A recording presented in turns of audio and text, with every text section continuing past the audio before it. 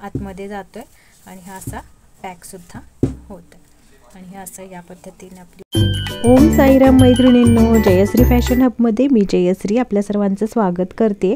आणि आज आपण बघणार आहोत ओटी रुमाल कसा बनवायचा। तर तुम्हाला ज्या साईजमध्ये बनवायचं आहे त्या साईजचं ताट तुम्हाला घ्यायचं आहे आणि त्याच्यामध्ये तुम्हाला अस्तरचे 2 पीस आणि मेन फॅब्रिकचे 2 पीस कट करून घ्यायचे आहेत। एका पीसला या पद्धतीने 4 फोल्डमध्ये घडी घालून 2.75 अंतर घेऊन या पद्धतीने कर्व शेपमध्ये मार्क करून घ्यायचं आणि कट करून घ्यायचे।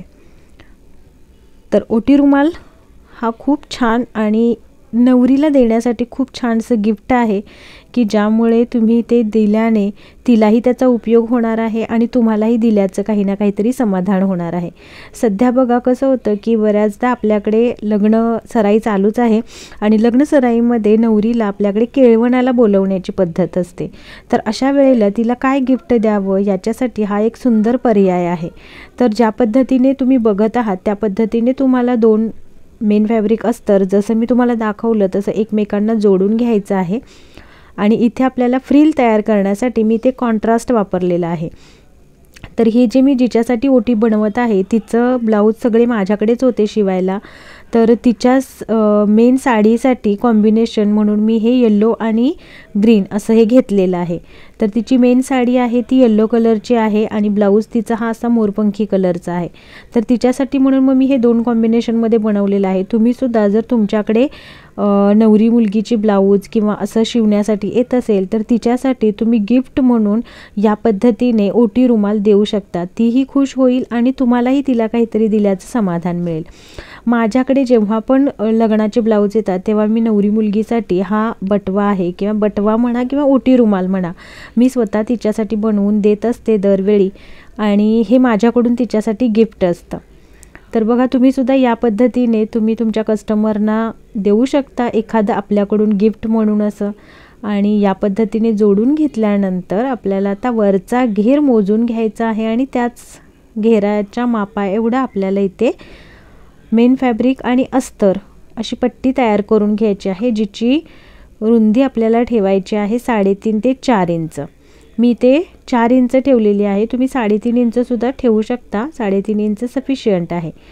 तर ही पट्टी लावताना आतल्या बाजूने लावायची आहे म्हणजे आत घालायची आहे पट्टी। ती सरळचा भाग वर असेल आणि त्याच्यावरती आपल्या ओटी रुमालाचा पोर्शन ठेवायचा आहे आणि वरती टीप मारून घ्यायची बघत आहात त्याप्रमाणे। यानंतर पुढे जो पोर्शन राहणार आहे दोन्ही बाजूला सेम घ्यायचा आहे एक्स्ट्रा थोडासा, तर तो या पद्धतीने फोल्ड करून घ्यायचा आणि यानंतर आपल्याला याला दुमड घालून सरळच्या भागावरती आपल्याला अजून एक टीप देऊन घ्यायची आहे।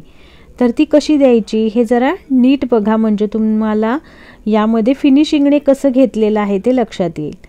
तर इथे आता बघा डबल फोल्ड घ्यायचा करून आपण एक पहिला अर्धा इंचाचा फोल्ड मारायचा आणि तो फोल्ड नंतर आपण आता जिथे टीप दिली त्याच टीपवरती आला पाहिजे की जेणेकरून वरचा पोर्शन आहे तो आतमध्ये जाईल आणि वरून फिनिशिंग येईल।